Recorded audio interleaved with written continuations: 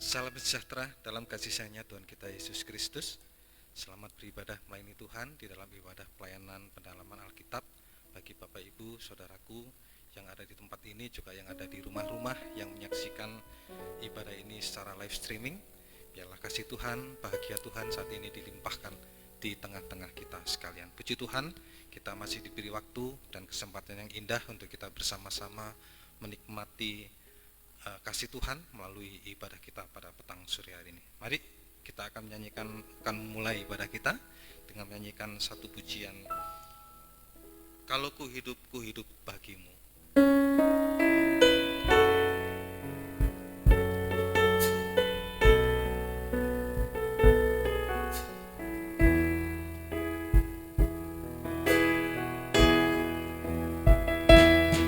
Yesus, kau kebenaran yang menyelamatkanku. Kau memberikanku hidup dan pengharapan.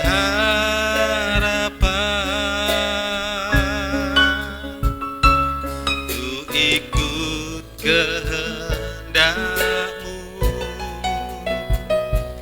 ku perlu anugerah-Mu. Ku nyatakan janjiku kepadamu.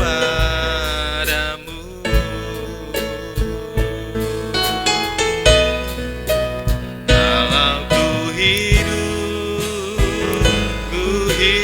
bagimu, hatiku tetap menyembah-Mu.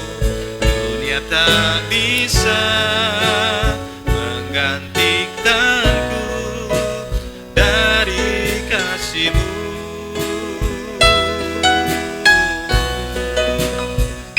Aku hidup bagimu, mataku tetap memandang-Mu. Dunia tak bisa menjauhkanku dari kasih-Mu. Yesus, kau kebenaran. Yesus, kau kebenaran yang menyelamatkanku. Kau memberikanku hidup dan pengharapan.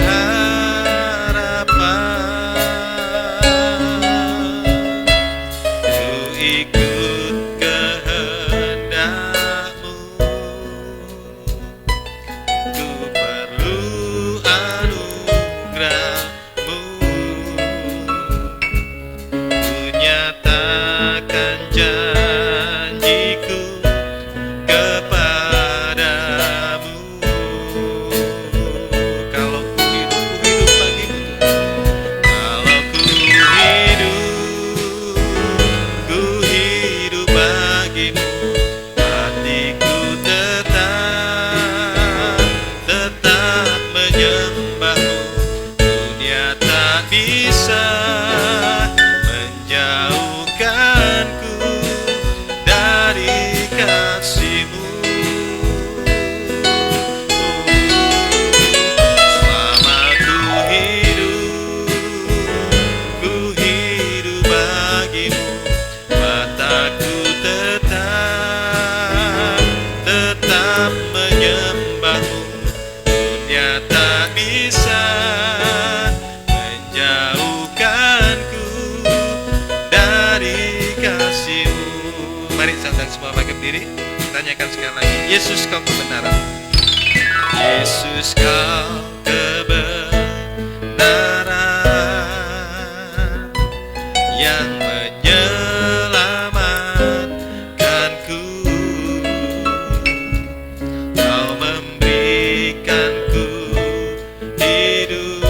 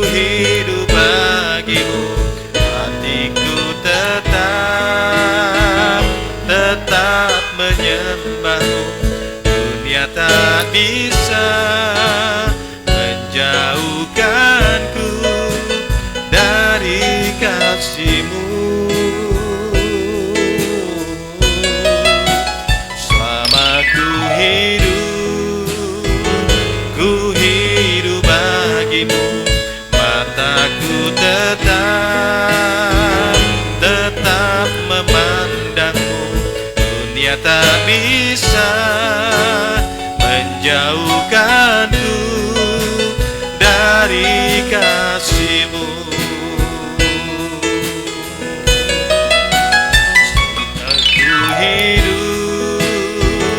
Ku hidup bagimu, hatiku tetap menyembah-Mu.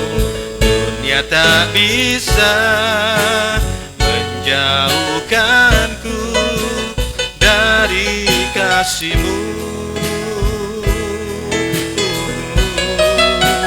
Selama ku hidup bagimu, mataku tetap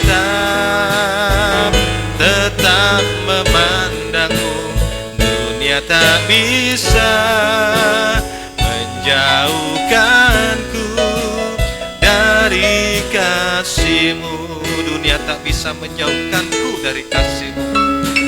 Dunia tak bisa menjauhkanku dari kasih-Mu. Sekali lagi, dunia tak bisa menjauhkanku dari kasih-Mu, Tuhan. Dunia tak bisa menjauhkanku dari kasih-Mu. Biarlah ini menjadi satu komitmen dalam kehidupan kami, Tuhan. Kami tidak bisa jauh daripada Engkau saat kami bisa melihat kasih-Mu. Kasih-Mu itu begitu besar bagi kami, Tuhan. Engkau rela harus mati di atas kayu salib menggantikan kami yang harus dihukum. Itu kasih-Mu yang besar bagi kami, Tuhan. Itulah sebabnya, Tuhan, kalau kami melihat kasih-Mu, dunia ini tidak akan bisa menggantikan Engkau dari apapun juga, Tuhan. Biarlah Tuhan, hari-hari ini kami selalu berada di dalam kasih-Mu, karena kasih-Mu itu yang menyelamatkan kami, Tuhan. Terima kasih, Tuhan, terima kasih. Biarlah hari-hari ini juga mata kami selalu hanya memandang kepada Engkau. Karena kalau mata kami selalu memandang kepada Engkau, kami tidak akan lemah, Tuhan. Kami tidak akan jatuh, Tuhan. Kami tidak akan bisa menjadi sandungan, bahkan jadi batu sandungan, bahkan tidak tersandung oleh apapun juga, Tuhan. Untuk itulah ya Tuhan, biarlah mata kami selalu disucikan untuk senantiasa selalu bisa memandang Engkau di dalam setiap kehidupan kami, Tuhan. Terima kasih, Tuhan, terima kasih. Terima kasih, kami menyerahkan ibadah ini dari awal hingga pada selesainya. Kami juga teringat akan saudara-saudara kami, Tuhan, yang mungkin masih dalam perjalanan. Tuhan, hantar mereka tiba di tempat ini dengan selamat. Mereka bersama-sama dengan kami untuk memuji, mengagungkan, memuliakan Engkau dan menikmati kasih-Mu, Tuhan. Terima kasih, Tuhan, terima kasih. Juga segala kuasa-kuasa jahat, kuasa iblis yang tidak mengganggu saat kami memuji, mengagungkan, memuliakan nama Engkau, saat kami mau beribadah melayani Engkau, dan khususnya saat kami mau mendengar firman-Mu lewat kekuatan apapun juga, kami memanggil nama-Mu yang berkuasa untuk usirkan dia. Dalam nama Yesus pergi, darah Yesus yang berkuasa. Dan tak lupa Tuhan, urapi kami dengan kuat kuasa Roh Kudus-Mu, sebab tanpa urapan-Mu Tuhan, kami tidak mampu untuk bisa melayani Engkau. Mulai dari pemimpin pujian, pemain musik, operator komputer, bahkan juga anak-anak-Mu yang saat ini menyaksikan ibadah ini, Tuhan, dimanapun mereka berada. Juga urapi dengan kuat kuasa Roh Kudus-Mu untuk mampu memuji, mengagungkan, memuliakan nama Engkau, dan hadirat-Mu ada di tengah-tengah kami, Tuhan. Terima kasih, Tuhan, terima kasih. Ini yang menjadi doa dan ucapan syukur kami alaskan di dalam nama Tuhan Yesus Kristus. Haleluya, amin. Silakan duduk. Kita akan lanjutkan pujian kita dengan lagu yang kedua, Tuhanlah kekuatan dan mazmurku, atau hatiku percaya. Kita akan sama-sama bertepuk tangan, kita nyanyikan lagu pujian sukacita.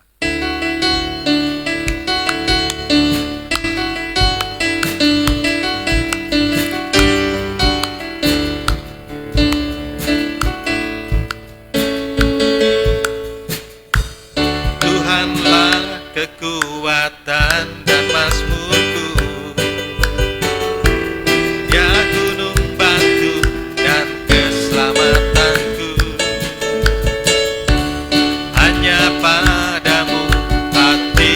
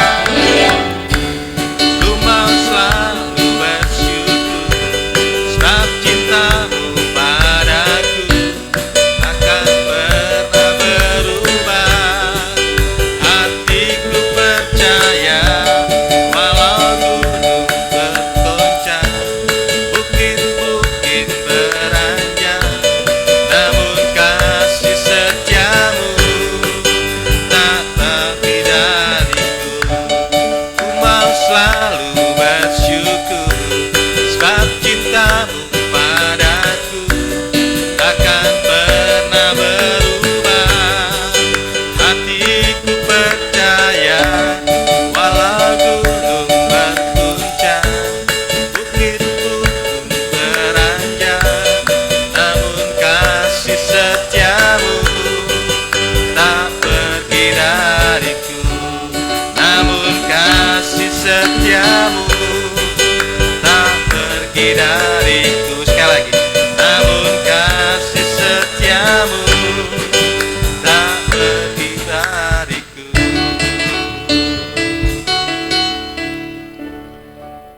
Dialah menjadikan Tuhan keselamatan bagi kita. Sekalipun gunung-gunung tadi berguncang, bukit-bukit beranjak, tetapi kalau Tuhan yang menjadi kekuatan dan menjadi satu keselamatan bagi kita, tidak akan pernah beranjak, tidak akan pernah beralih dari keyakinan kita kepada Tuhan. Tiba saatnya kita akan mendengarkan firman Tuhan. Kita akan nyanyikan satu pujian, berkaryalah Roh Kudus di sini.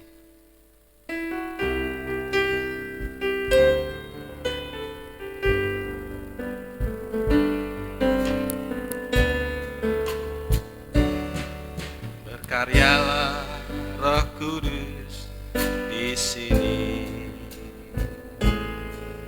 Berkaryalah dengan kuasa-Mu. Jamahlah kami, jamahlah setiap hati, ubahlah kami jadi baru. Berkaryalah Roh Kudus, berkaryalah Roh Kudus di sini. Berkaryalah dengan kuasa-Mu. Jamahlah kami, jamahlah setiap hati, ubahlah kami jadi baru. Ubahlah kami Bapa, ubahlah kami Bapa, bentuklah kami Bapa, jadikan kami sesuai dengan firman-Mu. Ubahlah kami Bapa, bentuklah kami Bapa, jadikan kami sama seperti Yesus. Berkaryalah Roh Kudus. Mari saya undang semua bangkit berdiri. Berkaryalah Roh Kudus di sini. Berkaryalah dengan kuasa-Mu. Jamahlah kami, jamahlah setiap hati, ubahlah kami jadi baru. Ubahlah kami Bapa, ubahlah kami Bapa, bentuklah kami Bapa, jadikan kami sesuai dengan firman-Mu. Ubahlah kami Bapa, bentuklah kami Bapa, jadikan kami sama seperti Yesus. Ubahlah kami Bapa, ubahlah kami Bapa, bentuklah kami Bapa, jadikan kami sesuai dengan firman-Mu. Ubahlah kami Bapa, bentuklah kami Bapa, jadikan kami sama seperti Yesus. Sekali lagi, ubahlah kami Bapa, ubahlah kami Bapa, bentuklah kami Bapa, jadikan kami sesuai dengan firman-Mu. Ubahlah kami Bapa, bentuklah kami Bapa, jadikan kami sama seperti Yesus. Jadikan kami sama seperti Engkau. Jadikan kami sama seperti Yesus. Sekali lagi, jadikan kami sama seperti itu. Jadikan kami sama seperti Yesus. Tundukkan kepala, kita berdoa. Haleluya Tuhan. Haleluya Tuhan. Inilah yang menjadi satu keinginan kerinduan kami Tuhan, untuk kami diubahkan menjadi sama seperti Engkau ya Yesus. Pribadimu adalah pribadi firman itu sendiri. Untuk itulah Tuhan, nyatakanlah firman-Mu saat ini di tengah-tengah kami sekalian. Sebab yang mampu untuk bisa mengubahkan kami, tidak ada seorang pun Tuhan yang bisa mampu mengubahkan firman kehidupan kami. Hanyalah firman-Mu itu Tuhan, yang adalah kasih-Mu itu sendiri yang mampu untuk mengubahkan setiap kehidupan kami. Manusia darah daging ini Tuhan, yang seharusnya dihukum oleh Tuhan, tetapi oleh karena kasih-Mu, oleh karena firman-Mu yang mengubahkan kami untuk manusia. Oh Tuhan, tidak lagi dihukum, tetapi mendapatkan kasih karunia-Mu. Itulah keselamatan sampai kehidupan yang kekal. Itulah sebabnya Tuhan, saat ini kami bersyukur sungguh-sungguh Tuhan. Dan biarlah nyanyian ini bukan hanya sekedar kami nyanyikan, biarlah ini menjadi satu kerinduan kami saat ini Tuhan. Untuk itu nyatakan firman-Mu dan urapilah kami dengan kuat kuasa Roh Kudus-Mu, agar terutama dari hamba-Mu ini Tuhan, untuk kami bisa mampu menyampaikan firman-Mu dengan jelas, dengan benar, dan dengan murni. Menyampaikan firman-Mu sesuai dengan kehendak-Mu dan dengan kasih sayang-Mu. Biarlah sungguh-sungguh firman-Mu adalah jawaban atas hidup kami. Demikian pula juga kami yang duduk mendengarkan firman ini, dan juga yang di rumah-rumah yang menyaksikan ibadah ini. Urapi juga dengan kuat kuasa Roh Kudus yang sama pula, untuk mampu mendengar, mengerti, percaya, yakin akan firman-Mu. Bahkan kami juga mampu untuk mempraktekkan firman-Mu dalam setiap kehidupan kami. Biarlah sungguh nyata saat ini firman dan urapan Roh Kudus merupakan kedua tangan yang Tuhan ulurkan kepada kami, untuk menjangkau jiwa-jiwa kami yang masih jauh daripada Engkau Tuhan, supaya kami selalu berada dekat, sampai ada di dalam pelukan kehangatan cinta kasih-Mu. Tangan-Mu juga mampu untuk mengangkat kehidupan kami dari segala ketenggelaman dosa-dosa kami, supaya Engkau angkat kami tinggi sama seperti Engkau tinggi Tuhan. Bahkan juga tangan-Mu mampu untuk menjamah setiap kehidupan kami Tuhan, untuk mengubahkan, menyucikan, bahkan sampai sewaktu-waktu kami dapat disempurnakan sama seperti Engkau sempurna. Terima kasih ya Tuhan. Terima kasih segala kuasa-kuasa jahat, kuasa iblis yang hendak mengganggu, merintangi kami saat kami mendengar firman-Mu. Lewat kuasa roh ngantuk, roh keras hati, roh main-main, kami bersatu hati memanggil nama-Mu yang berkuasa, untuk usirkan dia dalam nama Yesus pergi. Darah Yesus yang berkuasa. Terima kasih Tuhan. Tuhan tolong kami, Tuhan berkemurahan bagi kami. Mohon belas kasih kemurahan-Mu bagi kami. Dalam nama Tuhan Yesus Kristus kami sudah berdoa dan mengucap syukur. Haleluya. Amin. Silakan duduk.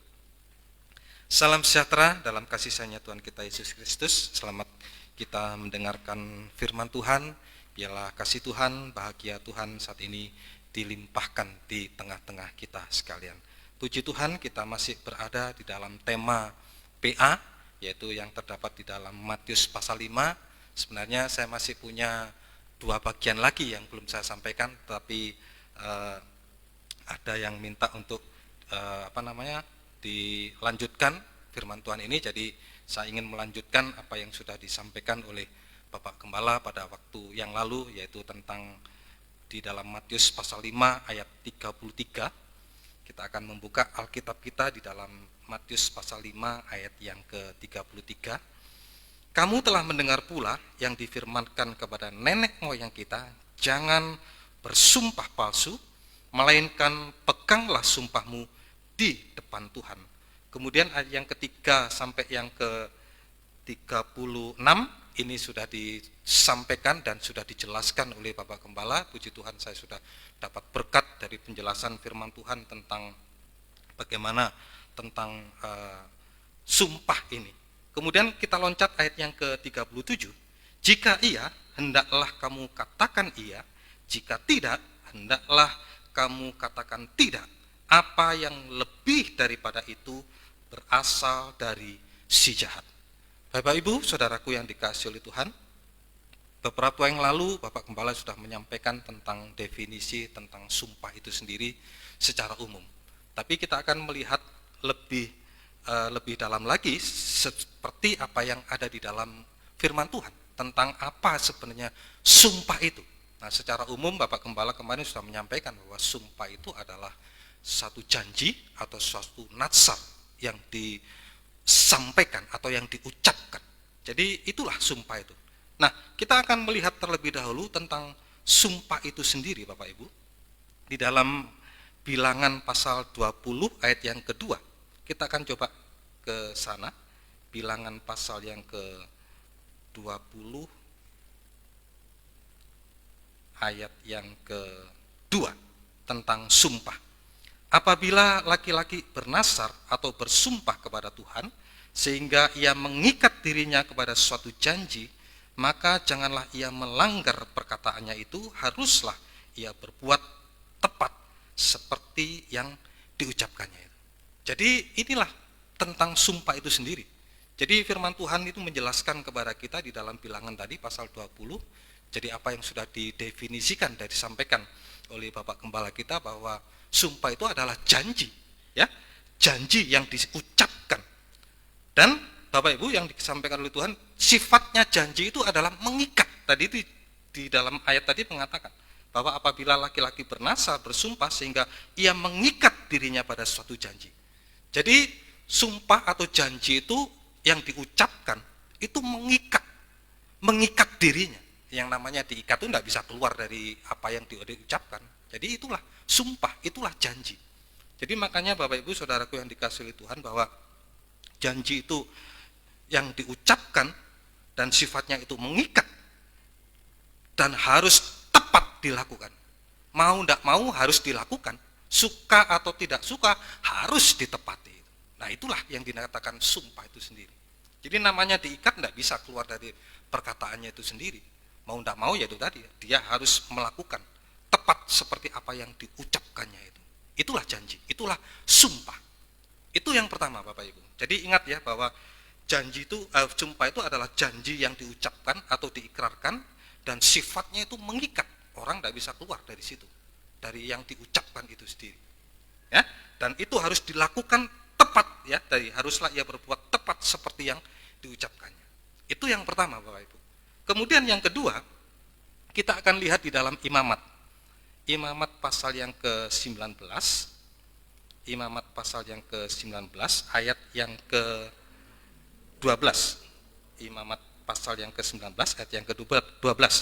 Janganlah kamu bersumpah dusta demi namaku, supaya engkau jangan melanggar kekudusan nama Allahmu, akulah Tuhan. Jadi jelas tadi ya, sumpah itu adalah satu janji yang diucapkan atau diukrarkan dan sifatnya itu mengikat, tidak bisa keluar dari situ. Dia harus tepat, mau tidak mau, suka atau tidak suka, dia harus tepat melakukan apa yang sudah diucapkan atau apa yang sudah diikrarkan tadi. Dan yang kedua, sumpah itu ada berkaitan dengan nama Tuhan. Jadi tidak sembarangan orang bersumpah itu, karena sumpah itu dia mengkaitkan dengan namanya Tuhan.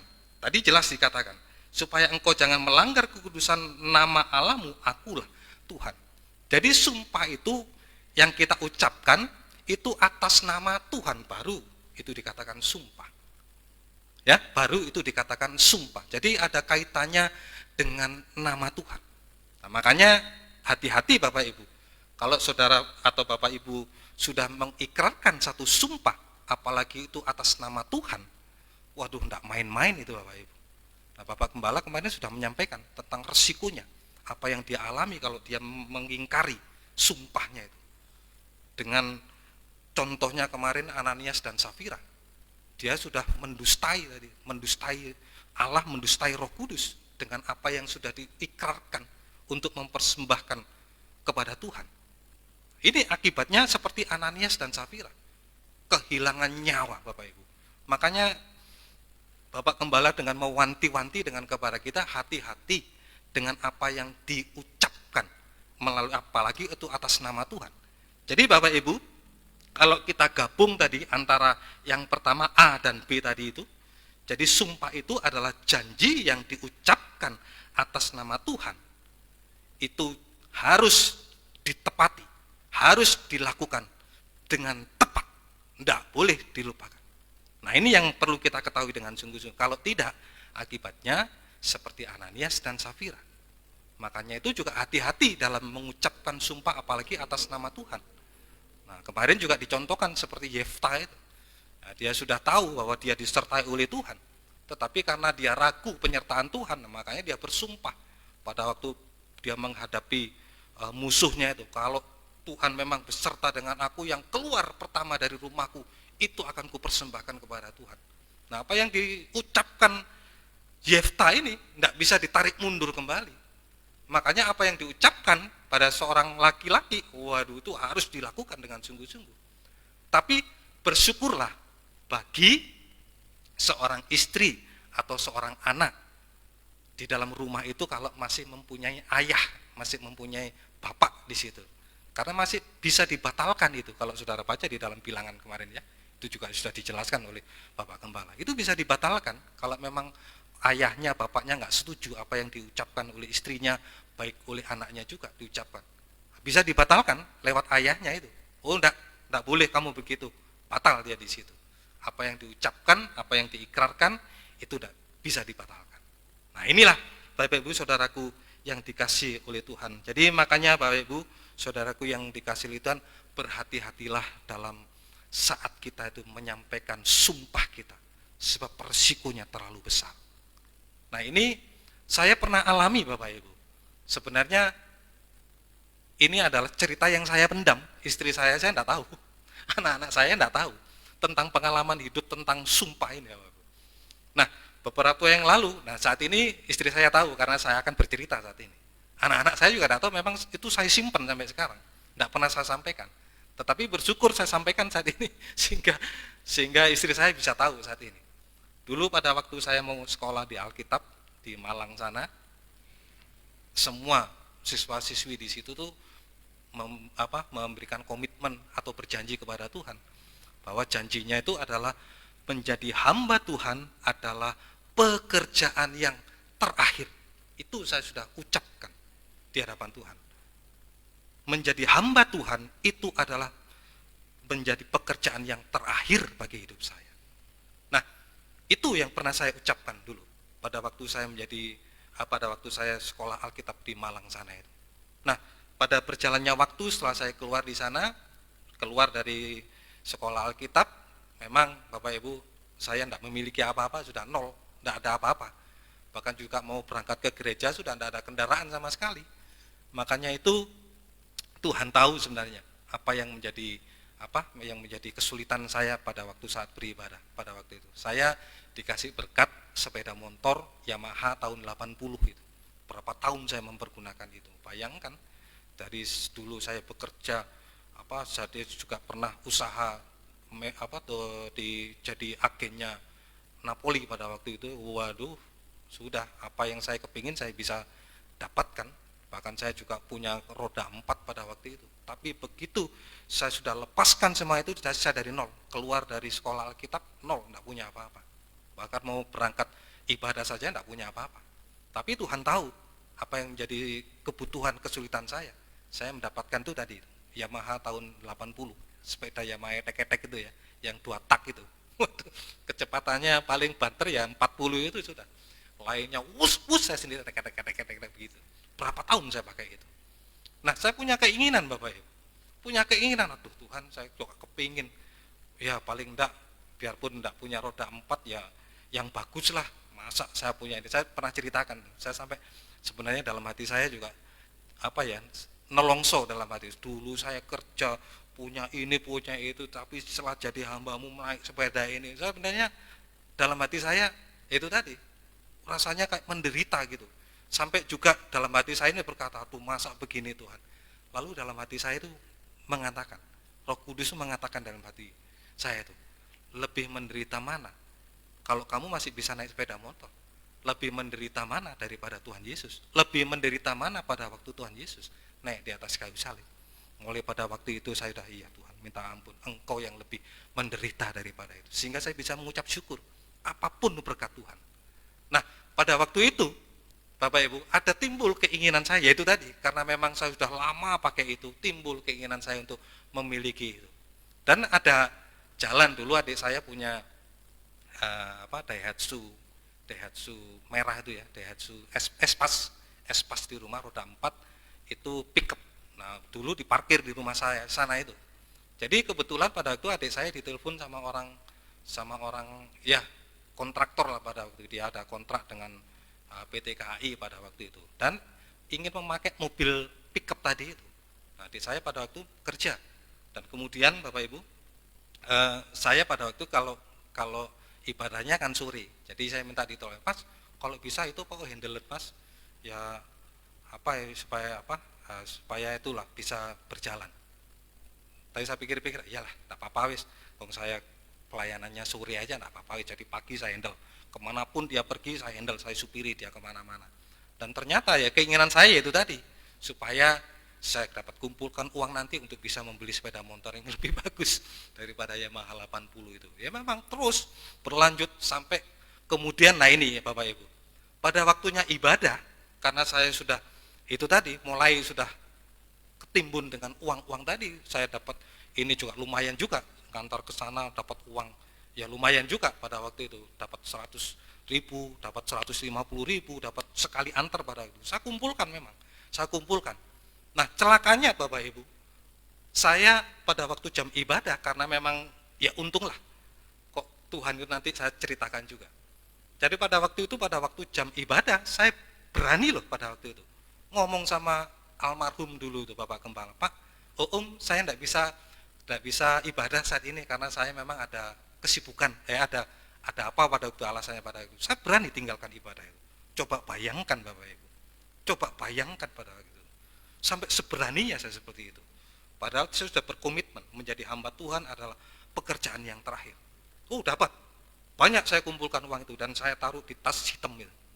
Tas hitam. Nah, sedikit lagi mungkin saya bisa beli sepeda motor itu. Nah, tapi Bapak Ibu, memang Tuhan mengasihi saya pada waktu itu.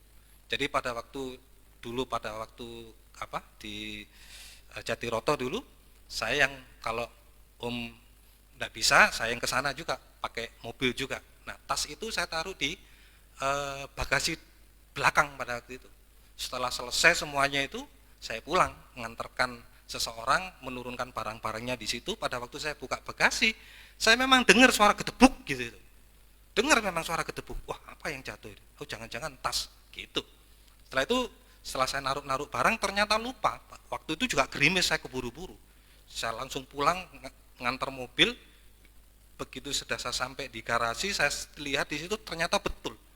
Ternyata yang jatuh tadi tas saya itu yang isinya uang yang saya kumpulkan tadi itu. Yang sedikit lagi saya dapat beli sepeda motor tadi itu.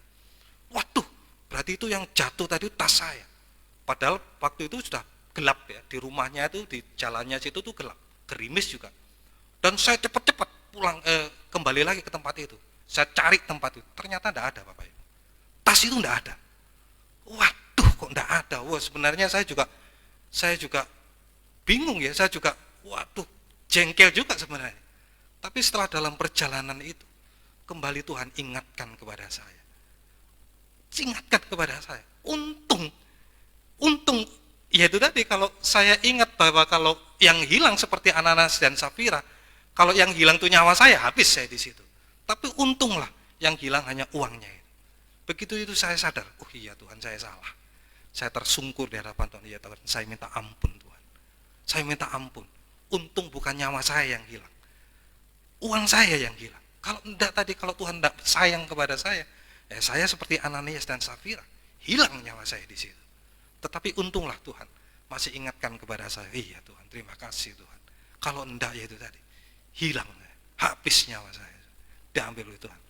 Nah, dengan perkara itu Bapak Ibu Saudaraku yang dikasihi Tuhan, itu yang mengingatkan saya kembali, untuk saya ingat betul-betul apa yang sudah saya ikrarkan, apa yang saya sudah ucapkan kepada Tuhan, itu saya pegang dengan sungguh-sungguh.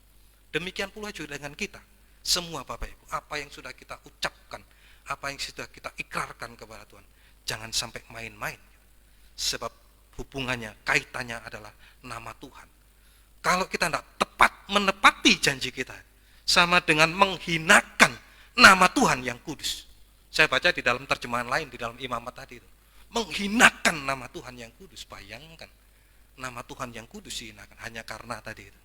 Karena sesuatu hal yang mungkin sampai kita sampai menghinakan Tuhan tadi itu. Tidak lagi menghormati nama Tuhan.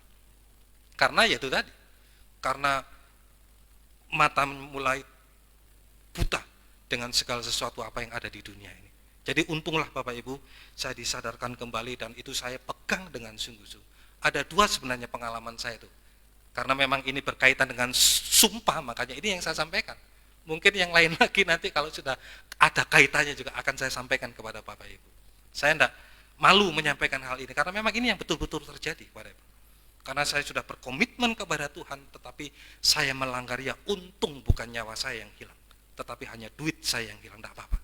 Tapi ternyata Bapak Ibu, Tuhan ternyata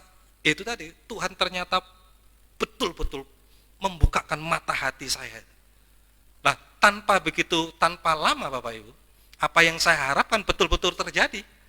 Ada seorang anak Tuhan datang kepada saya. Ini Pak, buat beli sepeda motor, bukan dari jemaat, anak Tuhan yang lain. Ini Pak, buat beli sepeda motor. Loh, coba bayangkan. Saya mencari dengan kerja saya sendiri pada waktu sampai tinggalkan Tuhan, tetapi Tuhan izinkan hal itu terjadi. Tuhan ingatkan saya terjadi pada waktu. Dan Tuhan memang benar betul waktu itu. Tuhan mendatangkan anak Tuhan dengan memberikan uang untuk beli sepeda motor. Sampai sekarang saya pakai sepeda motornya Revo itu, Bapak Ibu. Ya inilah Bapak Ibu yang membuat saya benar-benar bisa menjaga apa yang sudah saya ikrarkan, apa yang saya komitkan kepada Tuhan.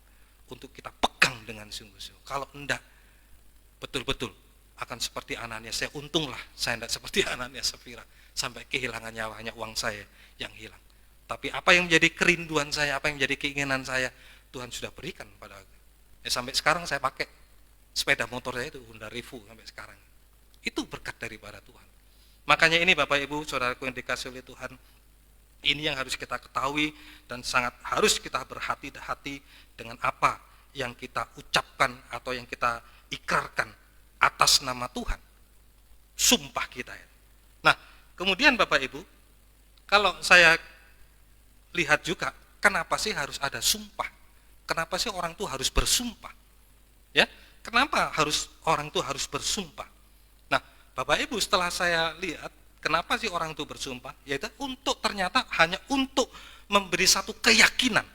Sumpah itu diucapkan untuk memberikan satu keyakinan kepada lawan bicara kita ini, atau kepada sesama, atau kepada semua orang, mungkin sumpah kita kepada orang banyak dan lain sebagainya. Ya itulah kenapa harus ada sumpah. Untuk memberikan satu keyakinan atau kepastian kepada orang-orang lain, ya, supaya tidak ragu atas apa yang kita ucapkan itu. Ya itulah kenapa harus ada sumpah. Sekali lagi, yaitu supaya itu tadi, untuk memberikan satu keyakinan, kepastian kepada seseorang atau kepada semua orang, dan supaya juga tidak meragukan apa yang kita ucapkan itu. Nah itulah kenapa harus ada sumpah. Supaya itu tadi, sekali lagi, supaya ada keyakinan, kepastian kepada orang lain, lawan kita, lawan bicara tadi, dan supaya juga tidak ada keraguan-raguan. Tidak ada keraguan-raguan atas apa yang kita ucapkan itu. Nah, ini juga dilakukan juga oleh Tuhan sendiri, ya. Seperti apa yang dilakukan oleh Tuhan sendiri. Coba kita akan lihat di dalam Kejadian. Kejadian pasal yang ke-22. Kejadian 22 ayat 16 sampai yang ke-17. Kejadian pasal 22 ayat 16 sampai yang ke-17. Katanya, aku bersumpah demi diriku sendiri. Demikianlah firman Tuhan, karena engkau telah berbuat demikian, dan engkau tidak segan-segan untuk menyerahkan anakmu yang tunggal kepadaku. Saudara tahu ceritanya ini adalah janji Tuhan kepada Abraham. Setelah Tuhan juga menguji Abraham dengan untuk mengorbankan anaknya. Abraham taat dengar-dengaran apa yang difirmankan kepada Abraham. Ayat yang ke-17. Maka aku akan memberkati engkau berlimpah-limpah dan membuat keturunanmu sangat banyak seperti bintang di langit dan seperti pasir di tepi laut, dan keturunanmu itu akan menduduki kota-kota musuhnya. Jadi kita tahu bahwa kenapa harus ada sumpah. Sumpah itu untuk memberikan satu keyakinan atau kepastian kepada lawan bicara kita atau kepada semua orang, dan kepada supaya tidak ragu-ragu atas apa yang kita ucapkan, seperti yang dilakukan Tuhan sendiri. Ya, Tuhan sendiri tadi mengatakan, aku bersumpah demi diriku sendiri. Loh, kenapa Tuhan bersumpah demi diriku sendiri? Karena ingat sekali lagi Bapak Ibu, bahwa Tuhan itu, kenapa Allah bersumpah demi dirinya sendiri? Karena tidak ada yang lebih tinggi atau tidak ada yang lebih kuasa daripada Allah itu sendiri. Jadi makanya sumpah itu harus yang lebih demi nama Tuhan yang lebih tinggi dari dirinya sendiri. Makanya Allah tadi mengatakan, aku bersumpah demi diriku sendiri. Karena tidak ada yang lebih tinggi lagi, tidak ada yang lebih kuasa daripada Allah. Nah, itulah yang dilakukan oleh Tuhan untuk memberikan satu keyakinan kepada Abraham, supaya Abraham itu tidak ragu-ragu akan janji Tuhan kepada Abraham ini. Nah, itu sumpah itu. Jadi semoga Bapak Ibu bisa mengerti tentang sumpah itu sendiri. Jadi ingat ya, jadi kenapa harus ada sumpah? Yaitu tadi, karena memang untuk memberikan satu keyakinan. Dulu kepada Abraham, sekarang buat kita semua janji-janji Tuhan itu sumpahnya itu, supaya memberikan keturunan ya, keturunan seperti bintang di langit dan seperti pasir di laut. Nah, ini seperti apa yang sudah dilakukan oleh Tuhan sendiri. Nah, kemudian Bapak Ibu Saudaraku yang dikasihi Tuhan, ternyata pada waktu berselang pada waktu lama, Tuhan ini murka kepada bangsa Israel. Ya, Tuhan ini murka kepada bangsa Israel. Dan karena murkanya ini, Tuhan ingin melenyapkan bangsa Israel itu. Nah, coba kita akan baca di dalam Keluaran pasal yang ke-32, Bapak Ibu. Keluaran pasal yang ke-32, ayat yang ke-9 sampai yang ke-10. Keluaran pasal 32 ayat yang ke-9 sampai yang ke-10. Lagi firman Tuhan kepada Musa, telah kulihat bangsa ini, dan sesungguhnya mereka adalah suatu bangsa yang tegar tengkuk. Oleh sebab itu, biarkanlah aku, supaya murkaku bangkit terhadap mereka, dan aku akan membinasakan mereka, tetapi engkau akan kubuat menjadi bangsa yang besar. Nah, pada waktu itu, kalau saudara tahu ceritanya ini, pada waktu Musa naik di atas puncak gunung untuk berhadapan muka 40 hari 40 malam, karena bangsa Israel mulai putus asa, Musa tidak turun-turun dari gunung, mulai mereka membuat Allah yang lain, ilah yang lain, dengan membuat patung anak lembu emas itu, ya, membuat patung anak lembu emas itu. Padahal Allah sudah berfirman, jangan kamu membuat patung, tapi ya itu tadi, karena bangsa Israel tadi itu bangsa yang tegar tengkuk. Tegar tengkuk adalah bangsa yang keras hatinya, maka dia mulai membuat patung tadi itu, anak lembu emas, apa yang dia lihat di Memphis di Mesir pada waktu itu, untuk menggantikan Allah Abraham, Allah Ishak, dan Allah Yakub itu. Nah, makanya pada waktu itu, pada waktu Tuhan melihat kelakuan bangsa Israel itu, timbul murkanya Tuhan. Murkanya itu bangkit dan akan membinasakan bangsa Israel itu. Wah, begitu besarnya, hebatnya murkanya Tuhan. Karena yaitu tadi, sudah menomorduakan Tuhan. Ya, sudah menomorduakan Tuhan. Makanya hati-hati Bapak Ibu, jangan sampai dalam kehidupan kita yang sudah tadi, yang seperti kita nyanyikan yang pertama tadi, dialah tidak ada tidak ada yang bisa memisahkan kita daripada Tuhan. Nah, ini yang harus kita pegang dengan sungguh-sungguh. Nah, bangsa Israel mulai sudah kehilangan arahnya, dia menggantikan Allahnya dengan anak lembu emas, maka timbul murka Tuhan, ingin membinasakan seluruh umat Israel. Dari keturunannya Musa nanti akan dibangkitkan bangsa itu. Nah, ternyata Bapak Ibu, kita loncat di dalam ayat yang ke-11, 11 sampai yang ke-13. Lalu Musa mencoba melunakkan hati Tuhan Allahnya dengan berkata, mengapakah Tuhan murkamu bangkit terhadap umatmu yang telah kau bawa keluar dari tanah Mesir dengan kekuatan yang besar dan tangan yang kuat? Mengapakah orang Mesir akan berkata, dia membawa mereka keluar dengan maksud menimpakan malapetaka kepada mereka dan membunuh mereka di gunung dan membinasakannya dari muka bumi? Berbaliklah dari murkamu yang bernyala-nyala itu dan menyesallah karena malapetaka yang hendak kau datangkan kepada mereka. Ingatlah, ini ayat yang ke-13, ingatlah kepada Abraham, Ishak dan Israel hamba-hambamu itu, sebab kepada mereka engkau telah bersumpah demi dirimu sendiri dengan berfirman kepada mereka, aku akan membuat keturunanmu sebanyak bintang di langit, dan seluruh negeri yang telah kujanjikan ini akan kuberikan kepada keturunanmu supaya dimilikannya untuk selama-lamanya. Ingat Bapak Ibu, tadi yang saya sampaikan bahwa janji itu mengikat, ya, sumpah itu mengikat. Nah, seperti apa yang dilakukan? Tuhan sudah murka terhadap bangsa Israel ini, ingin membinasakan. Tapi untunglah tadi itu ada Musa. Ya, inilah pentingnya saudara memiliki seorang hamba Tuhan, memiliki seorang gembala tadi itu, untuk bisa menaikkan doa penyautan. Doa penyautan ini seperti Musa ini. Doa penyautan itu penting, yaitu tadi seperti apa yang dilakukan Musa ini. Seorang gembala yang menaikkan doa penyautan supaya murka Tuhan tidak langsung datang, tetapi dilunakkan oleh seorang gembala. Kalau dulu seorang Musa diingatkan kembali kepada sumpahnya demi dirimu sendiri, ayat yang ke-13 tadi. Lalu Musa mulai melunakkan hatinya Tuhan dan mengingatkan, ingatlah Tuhan kepada sumpah dirimu demi dirimu sendiri kepada Abraham, Ishak dan Yakub tadi. Nah, jadi Tuhan tidak bisa melakukan segala sesuatu sekalipun dia murka kepada umatnya itu, karena janji yang sudah diucapkan, yang sudah diikrarkan itu demi dirinya sendiri. Nah, inilah Bapak Ibu yang dikasihi oleh Tuhan. Jadi sumpah itu mengikat. Apa yang sudah dilakukan Tuhan sendiri yaitu mengikat sumpahnya tadi itu. Sehingga sekalipun Tuhan murka kepada umatnya itu, tetapi karena dia ingat sumpahnya itu, Tuhan tidak jadi untuk melenyapkan. Sampai akhirnya Tuhan mengatakan, baik, orang yang berdosa saja. Sampai Musa mengatakan, baik Tuhan, kalau bisa biar namaku saja yang dicoret dari kitab kehidupan. Tapi Tuhan mengatakan, enggak, biar orang saja yang melakukan dosa, itu yang kuhapuskan namanya dari kitab kehidupan. Itulah pentingnya Bapak Ibu memiliki seorang gembala. Dia bertanggung jawab sepenuh atas domba-dombanya, sampai dia bisa mengorbankan dirinya seperti Musa tadi itu. Dan ya untunglah tadi itu, sumpah itu mengikat, diingatkan kembali oleh Musa tadi, sehingga Tuhan tidak jadi membinasakan bangsa Israel.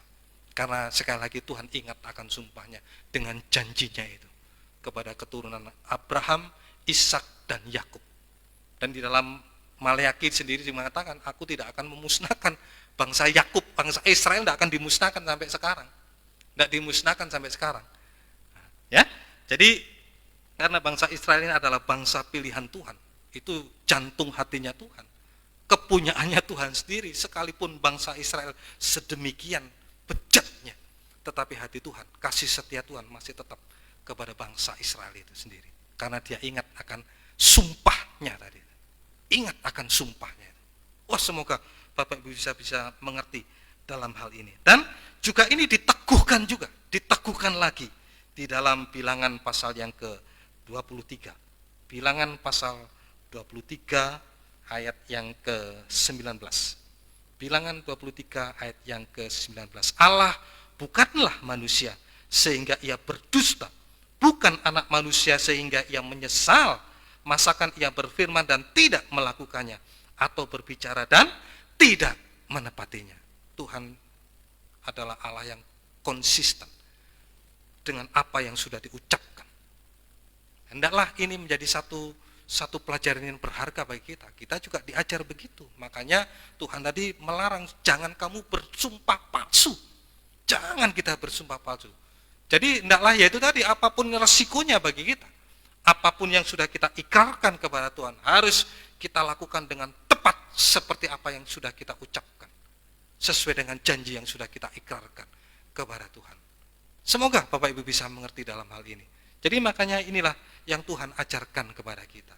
Karena Allah sendiri sudah melakukan segala apa. Jadi Tuhan itu bukan hanya mengajarkan saja, tapi dia mempraktekkan dalam kehidupannya.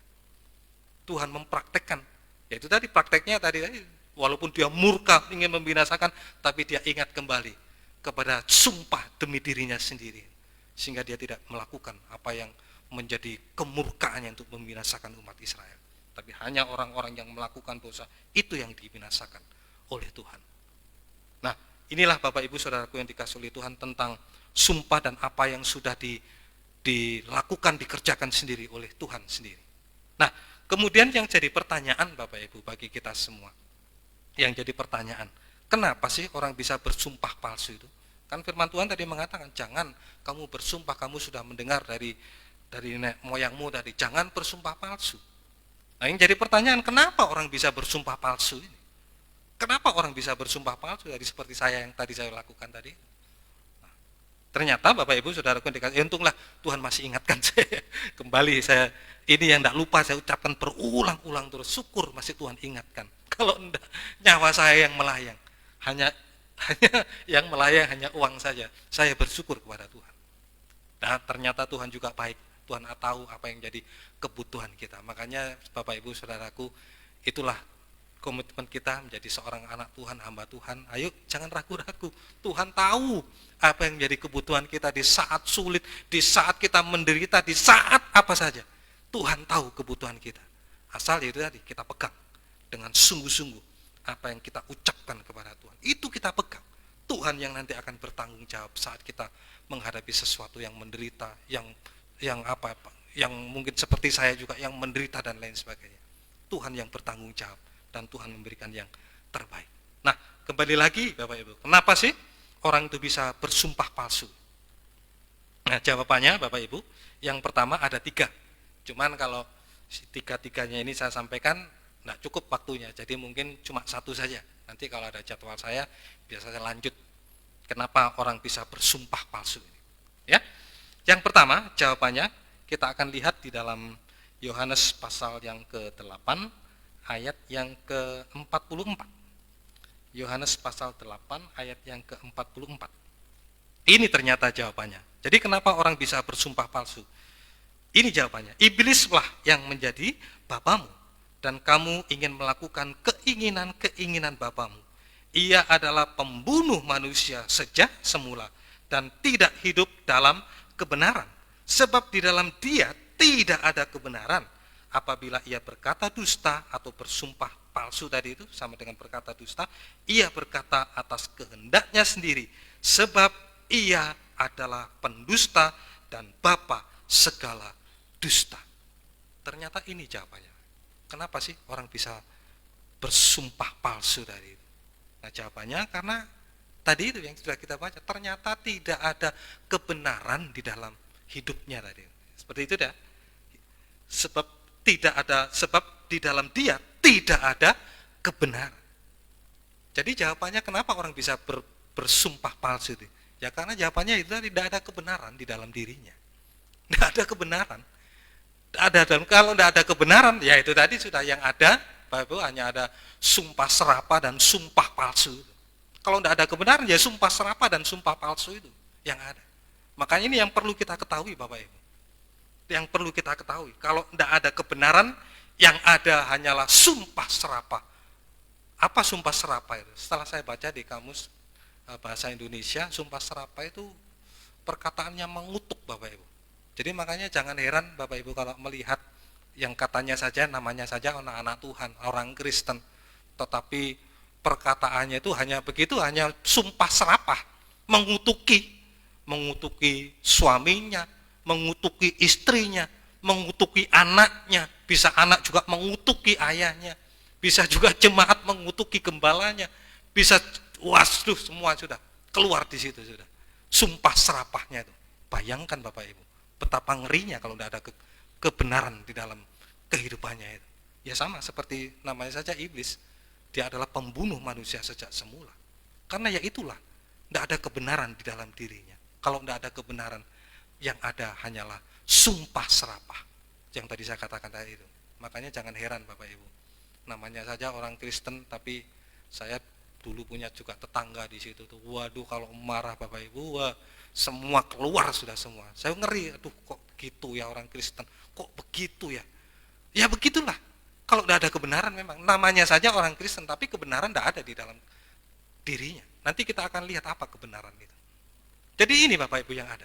Sampai berlanjut nanti itu, yang ada sumpah serapah, bahkan sampai sumpah palsu. Sumpah palsu. Bayangkan kalau udah sumpah palsu. Ya itu tadi, karena sekali lagi ya tidak ada, kembali lagi tidak ada kebenaran di dalamnya itu. Ya tidak ada kebenaran di dalam kehidupannya tadi. Nah ini Bapak Ibu. Jadi Bapak Ibu saudaraku dikasih oleh Tuhan. Nah sekarang kita akan lihat apa sih kebenaran itu, dimulai dari mana kebenaran itu. Jadi makanya ingat ya Bapak Ibu, kenapa orang bisa bersumpah palsu, karena jawabannya itu tadi, tidak ada kebenaran di dalam kehidupannya. Sehingga yang ada hanyalah sumpah serapah dan sumpah palsu. Kemudian Bapak Ibu, kebenaran ini mulai dari mana?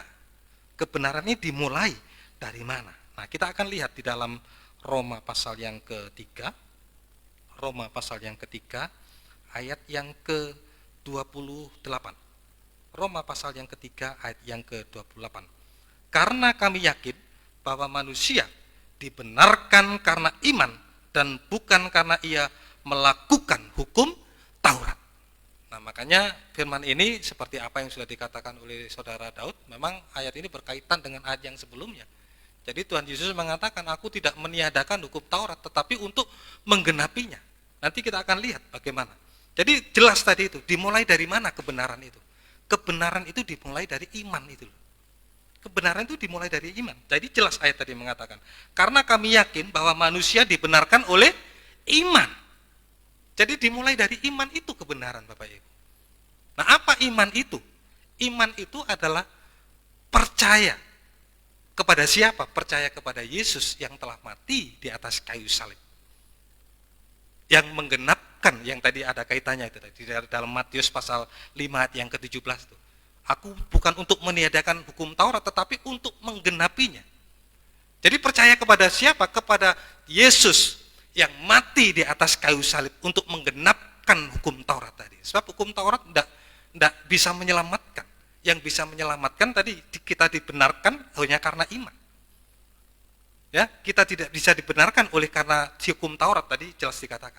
Tetapi yang bisa membenarkan kita iman, percaya kepada Yesus yang sudah menggenapkan hukum Taurat tadi, untuk mati di atas kayu salib tadi, untuk menghapus, menebus, mendamaikan dan menghapus segala dosa kesalahan kita, supaya manusia tidak dihukum oleh Tuhan, malah diberkati dan diselamatkan oleh Tuhan.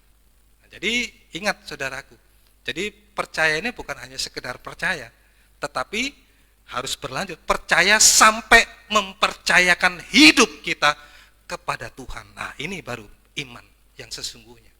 Bukan hanya sekedar percaya, tetapi sampai mempercayakan hidup kita kepada pribadi Yesus yang sudah mati di atas kayu salib untuk menyelamatkan kita.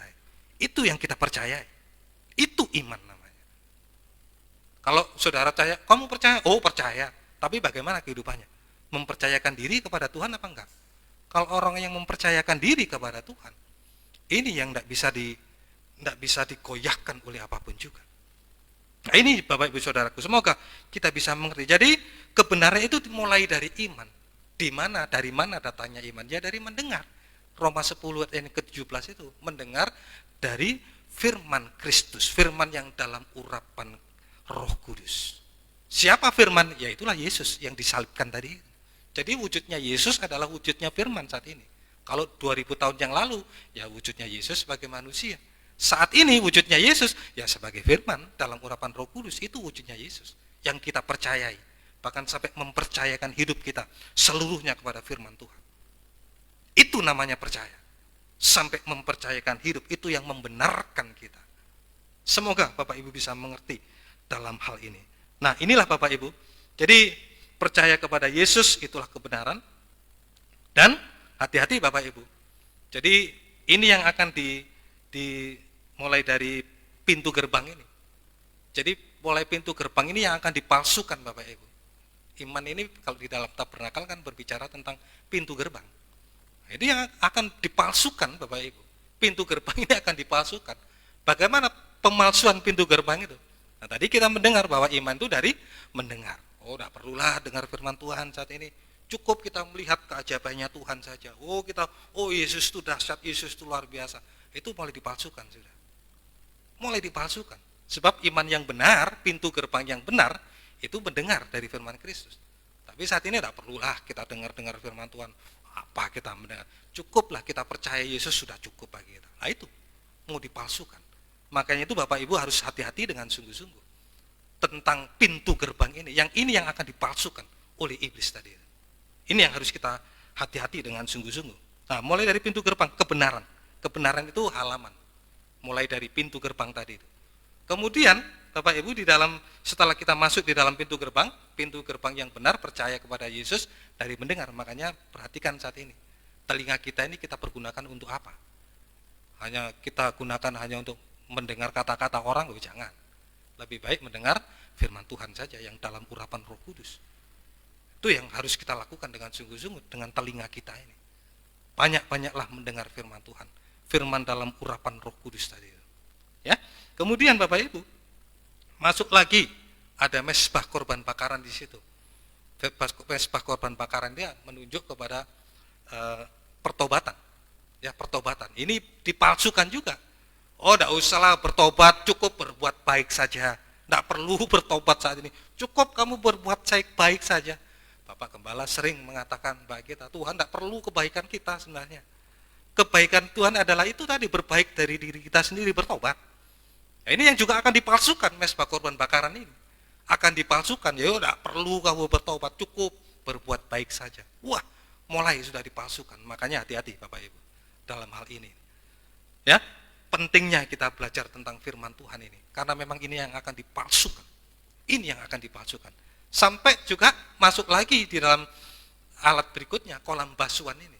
Kolam basuhan ini, kolam basuhan itu satu paket dengan pintu kemah. Ini berbicara tentang baptisan air dan baptisan Roh Kudus. Baptisan air dan baptisan Roh Kudus. Ini yang akan dipalsukan juga. Dipalsukan juga. Nah, tapi Tuhan juga memberikan satu contoh teladan yang baik bagaimana baptisan yang benar itu. Syaratnya harus benar dulu. Syaratnya bagaimana untuk bisa dibaptis itu? Karena bicara baptisan itu berbicara tentang kuburan. Namanya berbicara tentang kuburan, mau dibaptis syaratnya yang benar itu harus mati dulu. Harus mati dulu, itu syaratnya dibaptis. Dengar firman Tuhan, percaya pada firman tadi, dan kemudian mati bagi dosa. Nah, baru dikubur, itu dalam Roma 6 ayat yang keempat. Bagaimana saat ini? Satu baptisan yang benar ya seperti Yesus keluar dari air, dia dikubur itu. Yang namanya dikubur, ya mulai dari ujung rambut sampai ujung kaki. Kan begitu namanya dikubur. Sekalipun itu dimasukkan ke dalam gua loh ya. Sekalipun dimasukkan di dalam gua, ya semua dari ujung rambut sampai ujung kaki itu harus masuk di situ. Itu namanya dikubur. Makanya banyak orang menciptakan baptisan saat ini. Banyak orang menciptakan baptisan, tapi baptisan yang benar seperti Yesus dibaptis. Seperti Yesus dibaptis, dikuburkan Roma 6 ayat yang keempat. Dalam kematian Yesus bangkit, hidup yang baru bersama dengan Roh Kudus, kehidupan surgawi. Ini yang akan dipalsukan Bapak Ibu. Oh, enggak perlulah, enggak ada air, saya cukup diciprat-ciprat saja. Waduh, ya inilah Bapak Ibu yang akan dipalsukan. Ingat Bapak Ibu, yang namanya dikubur jelas enggak bisa dibantah. Kalau namanya dikubur, namanya dari ujung rambut sampai ujung kaki, ya itu namanya dikubur. Enggak mungkin ya kalau kita sudah dikubur, sudah, apanya dikubur? Tangannya saja. Oh, bagaimana kalau begitu? Ya harus dikubur semuanya di situ. Nah, itu baptisan air yang benar di situ. Baru kalau baptisan air yang benar, hasilnya pun juga benar. Ada Roh Kudus yang turun, langit terbuka dan burung merpati turun di situ. Kehidupan surgawi ada di situ. Langit terbuka menandakan kehidupan surgawi sudah di situ. Kehidupan surgawi ada di situ. Ini yang akan dipalsukan betul-betul. Makanya Bapak Ibu harus mengerti dalam hal ini. Nah, makanya itu supaya kita bisa semakin teguh oleh firman Tuhan tentang kebenaran ini dulu. Ingat, kebenaran itu keselamatan Bapak Ibu. Kebenaran itu sama dengan keselamatan. Seringkali manusia menukarkan keselamatan itu hanya dengan perkara-perkara yang sepele, seperti yang saya lakukan dulu itu. Ditukar dengan perkara-perkara uang, perkara apa saja, ditukar. Saya juga ingat bagaimana dulu pernah dikatakan oleh almarhum Bapak Gembala kita dulu ya, Bapak Yanuar. Seringkali menukarkan itu, ada yang buka toko, mengatakan, wah, sudah punya untung sebenarnya, punya untung 1.000 atau 5.000. Waduh, saya rugi nih, saya berikan kamu sudah, saya rugi nih. Padahal untung dia di situ. Lah itulah Bapak Ibu. Seringkali tidak sadar kita seperti itu, menukarkan kebenaran. menukarkan kebenaran itu. Ingat, kebenaran tadi adalah keselamatan. Kebenaran itu adalah keselamatan. Jangan dibolak-balik, Bapak Ibu. Jangan dibolak-balik. Ya, kebenaran itu adalah keselamatan. Kalau enggak benar ya pasti enggak selamat. Kalau enggak benar pasti enggak selamat. Jadi makanya supaya kita bisa mengerti, mulai dari halaman itu yang akan dipalsukan. Itu yang akan dipalsukan. Ini yang semoga kita bisa mengerti dengan sungguh. Nah, inilah Bapak Ibu. Jadi kebenaran itu dimulai dari iman tadi. Iman yang orang dibenarkan hanya karena iman. Iman datangnya dari mendengar karena Kristus. Lanjut lagi sampai kepada kita memiliki kehidupan yang baru. Baptisan air dan baptisan Roh Kudus, maka langit terbuka, Roh Kudus turun berupa merpati hinggap di kepala kita. Sama dengan kita sudah hidup baru, hidup selamat, hidup surgawi, hidup selamat dan diberkati oleh Tuhan. Luar biasa Bapak Ibu. Nah, ini semoga kita bisa mengerti. Inilah kebenaran Bapak Ibu. Kebenaran, ingat tadi, kebenaran sama dengan keselamatan. Jangan sampai tukar kebenaran. Jangan sampai tukar keselamatan dengan apapun juga. Apapun resikonya. Nah, kemudian yang kedua Bapak Ibu, apa kebenaran itu? Tadi kebenaran dimulai dari iman tadi. Kemudian kebenaran yang kedua saat ini, kita akan baca di dalam Maleakhi pasal 2 ayat yang ke-6. Maleakhi pasal yang kedua ayat yang ke-6. Maleakhi pasal 2 ayat yang ke-6. Pengajaran yang benar ada dalam mulutnya dan kecurangan tidak terdapat pada bibirnya. Dalam damai sejahtera dan kejujuran ia mengikuti aku dan banyak orang dibuatnya berbalik daripada kesalahannya. Jadi kebenaran tadi itu dimulai dari iman. Percaya kepada siapa? Percaya kepada Yesus sampai mempercayakan diri kepada pribadi Yesus. Satu-satunya yang bisa menyelamatkan, sebagai juru selamat kita, yang bisa menyelamatkan kita. Tidak ada nama lain kecuali nama Yesus. Kemudian kebenaran itu yang kedua, ini berbicara tentang firman pengajaran yang benar. Pengajaran yang benar ada di dalam mulutnya. Pada mulanya adalah logos. Logos itu adalah firman pengajaran yang benar itu. Firman pengajaran yang benar ada tertulis, semua tertulis di dalam Alkitab. Di luar firman yang tertulis di dalam Alkitab. Sekali lagi, maaf permisi bicara di luar firman yang tertulis di dalam Alkitab, yaitulah firman yang dipalsukan atau firman yang palsu di situ. Tetapi yang tertulis di dalam Alkitab, yang dibukakan rahasianya ayat satu menerangkan ayat yang lain, itulah firman pengajaran yang benar. Tidak diterangkan dengan apapun juga, tetapi firman diterangkan dengan firman. Ayat menerangkan ayat. Nah itu, kalau ayat diterangkan ayat sudah tidak bisa dibantah lagi. Wah, ayat firman diterangkan firman, kok ayat diterangkan dengan ilmu pengetahuan masih bisa dibantah ya. Bisa dibantah. Oh, tidak bisa begitu. Tapi kalau ayat menerangkan ayat, tidak bisa dibantah. Makanya saya bersyukur mengenal firman pengajaran yang benar. Ayat 1 dibukakan rahasianya, diterangkan dengan ayat yang lain. Ini yang tidak bisa dibantah. Tidak bisa dibantah. Ya seperti contohnya tadi itu. Seperti baptisan yang benar. Ya itu tadi namanya dikubur tidak bisa dibantah. Apapun yang namanya dikubur ya dari ujung rambut sampai ujung kaki. Itu namanya dikubur. Tidak mungkin tangannya saja dikubur. Tidak mungkin kakinya saja dikubur. Tidak mungkin. Seluruhnya tubuh dikuburkan di situ. Itu sama dengan dimasukkan seluruhnya ke dalam air. Ya, semoga kita bisa mengerti. Nah, kembali lagi tentang kebenaran tadi. Kebenaran itu adalah firman pengajaran yang benar tadi. Firman pengajaran yang benar ada di dalam mulut. Apa yang keluar dari mulut itu meluapnya dari hati. Jadi hati dulu yang harus diisi dengan firman Tuhan. Firman, terutama firman pengajaran yang benar tadi. Pribadinya Yesus sendiri. Pribadinya Yesus sendiri. Itu yang harus ada di dalam kehidupan, dalam hati kita tadi. Makanya itu tadi saya katakan, tidak ada kebenaran sama dengan tidak ada firman. Jadi kenapa orang berdusta tadi itu? Orang bersumpah palsu ya, karena tidak ada kebenaran.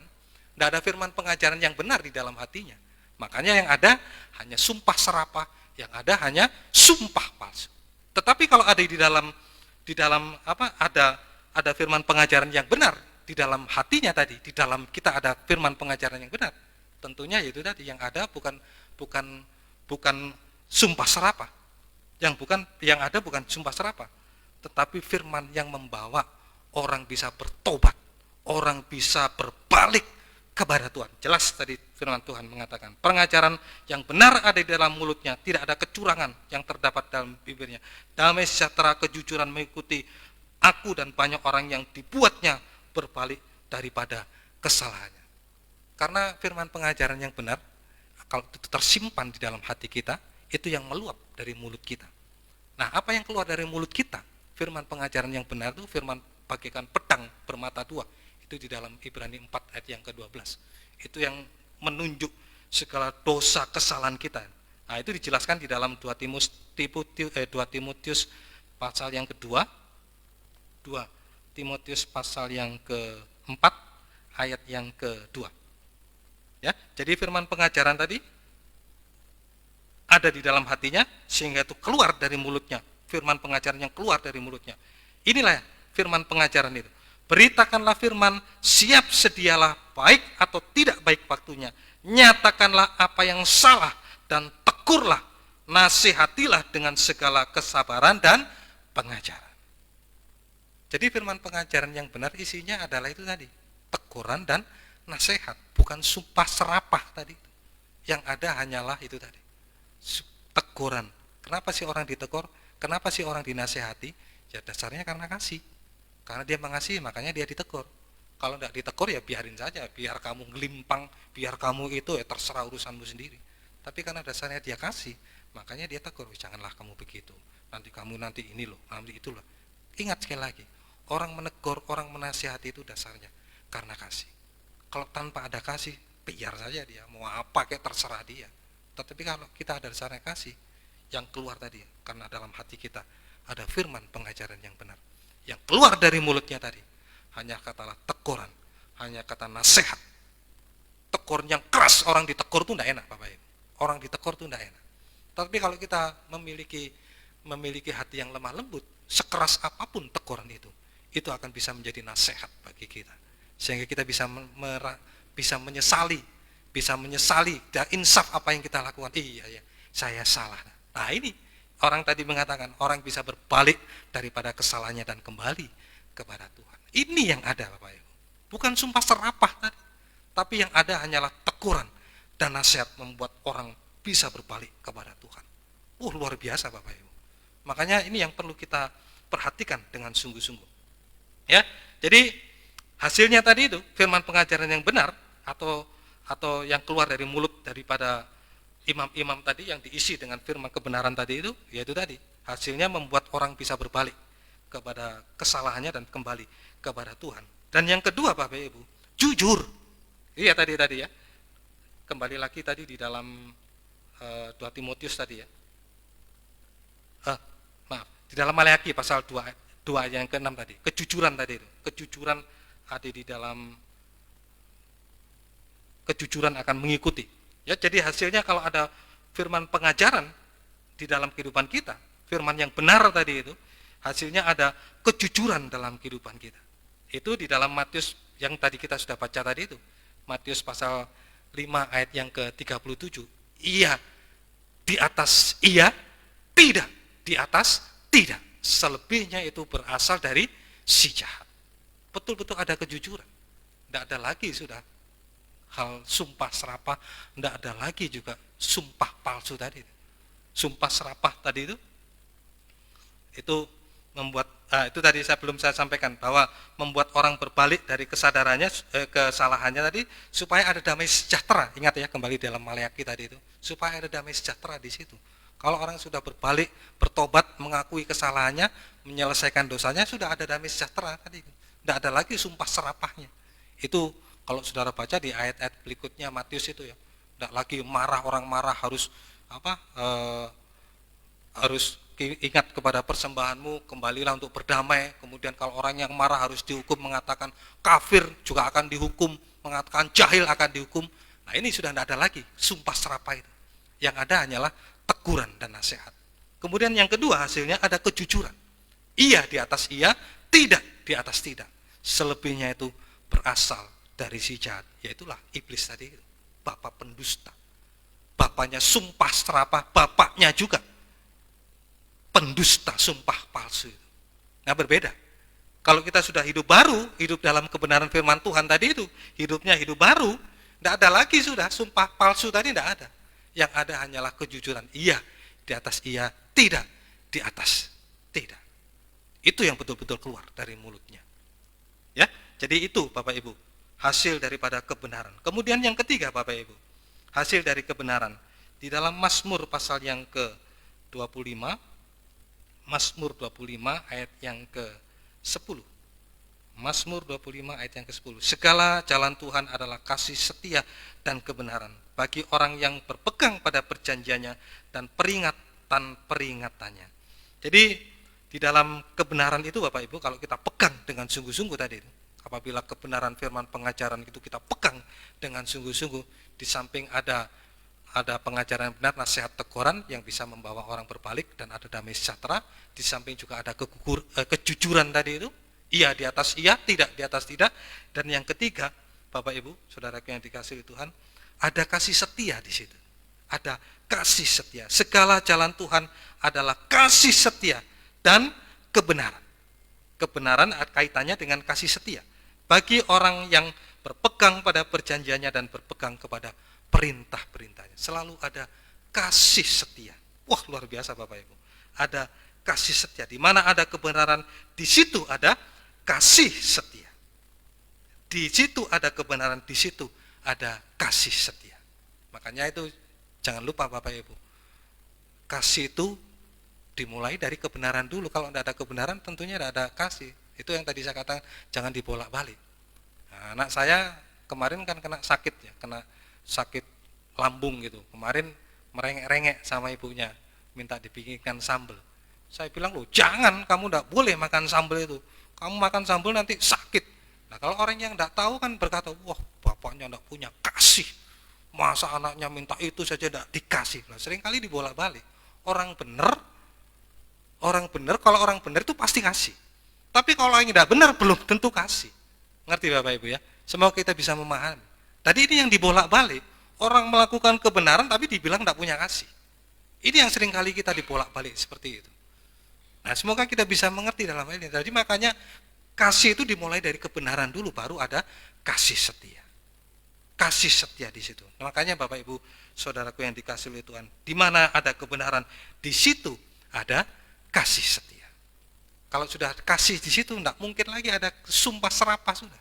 Tidak ada sumpah serapah, tidak ada sumpah palsu. Yang ada hanyalah kita saling mengasihi dalam ucapan kita. Saling mengasihi, namanya mengasihi dalam ucapan itu ya, tentunya kita sudah sama-sama mengerti ya, kasih dalam ucapan itu bisa bisa diucapkan setiap hari, suami istri bisa diucapkan seperti itu. Oh aku mengasihi engkau, aku mencintai engkau dan lain sebagainya. Dalam tindakan juga, bukan hanya ucapan, tapi juga dalam tindakan juga. Dan di situ ada setia, ada kasih juga ada setia, sama seperti Tuhan juga. Dia adalah kasih setia, kasih setianya tidak pernah berubah. Sekalipun bangsa Israel berubah, tapi kasih setia Tuhan tetap saat ini tidak pernah berubah. Tetap kasih setia Tuhan tidak pernah berubah. Nah inilah Bapak Ibu Saudaraku yang dikasihi Tuhan. Jadi inilah kenapa orang bisa bersumpah palsu. Yang pertama, karena jawabannya tidak ada kebenaran di dalam dirinya. Kalau ada kebenaran tadi itu, pasti ada damai sejahtera. Pasti ada kejujuran. Pasti ada kasih setia dalam kehidupannya. Jadi yang ada, tidak ada lagi sumpah serapah, tetapi hanya ada teguran, kejujuran, dan di situ ada kasih setia baik kepada suami, kepada istri, kepada anak, kepada antar semua orang, bahkan sampai kepada musuh juga. Kepada musuh juga kita bisa mengasihi. Ingat, yaitu tadi kalau ingin kita sama seperti Tuhan, seperti yang kita nyanyikan tadi, ku ingin seperti engkau Yesus, ya sama seperti Yesus juga. Memiliki kasih matahari, kepada musuh kita juga bisa mengasihi. Ya inilah Bapak Ibu Saudaraku yang dikasihi oleh Tuhan, apa yang bisa saya sampaikan saat ini mengenai tentang sumpah palsu. Jadi yang pertama, kenapa orang bisa bersumpah palsu? Jawaban yang pertama, karena tidak ada kebenaran di dalam dirinya itu. Lain kesempatan, kalau ingin jadwal saya masih ada 2 lagi yang bisa saya sampaikan tentang kenapa orang bisa bersumpah palsu ini. Amin. Tuhan memberkati. Kita akan nyanyikan pujian tadi yang pertama, Bapak Ibu.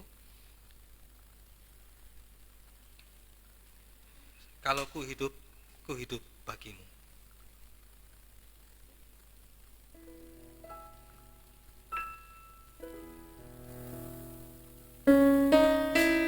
ingat kembali apa yang kita sudah ikrarkan, apa yang kita sudah ucapkan atas nama Tuhan, di dalam baik dalam pelayanan, baik dalam nikah, baik dalam apa saja, kita harus pegang itu supaya Tuhan mengasihi kita. Yesus, Kau kebenaran yang menyelamatkanku, Kau memberikanku hidup dan pengharapan.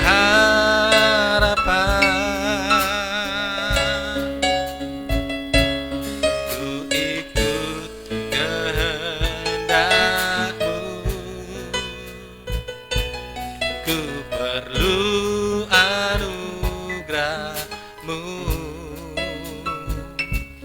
ku nyatakan janjiku kepadamu.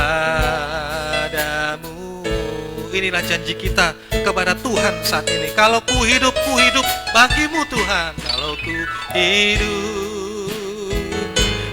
hidup bagimu. Hatiku tetap menyembahmu. Dunia tak bisa menjauhkanku dari kasih-Mu. Selama ku hidup bagimu. Mataku tetap menyembahmu. Dunia tak bisa menjauhkanku dari kasih-Mu. Kita nyanyikan sekali dari atas, kita nyanyikan dengan sungguh-sungguh, dan kita undang semua bangkit berdiri. Yesus, Kau kebenaran yang menyelamatkanku, Kau memberikanku hidup dan pengharapan.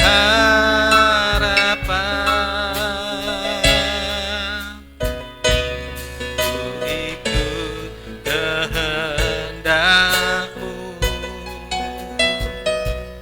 ku perlu anugerah-Mu, ku nyatakan janjiku kepadamu, ku nyatakan janjiku kepadamu. Kalau ku hidup bagimu Tuhan. Inilah janji kita kepada Tuhan. Ku hidup bagimu. Hatiku tetap menyembahmu. Dunia tak bisa menjauhkanku dari kasih-Mu.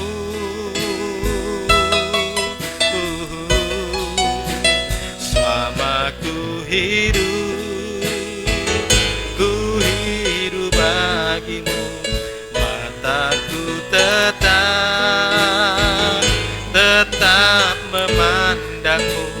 Dunia tak bisa menjauhkanku dari kasih-Mu. Sekali lagi rapnya, kalau ku hidup bagimu Tuhan. Inilah janji kita kepada Tuhan.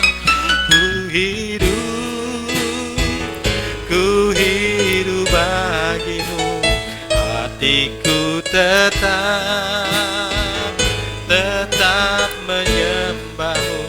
Dunia tak bisa menjauhkanku dari kasih-Mu.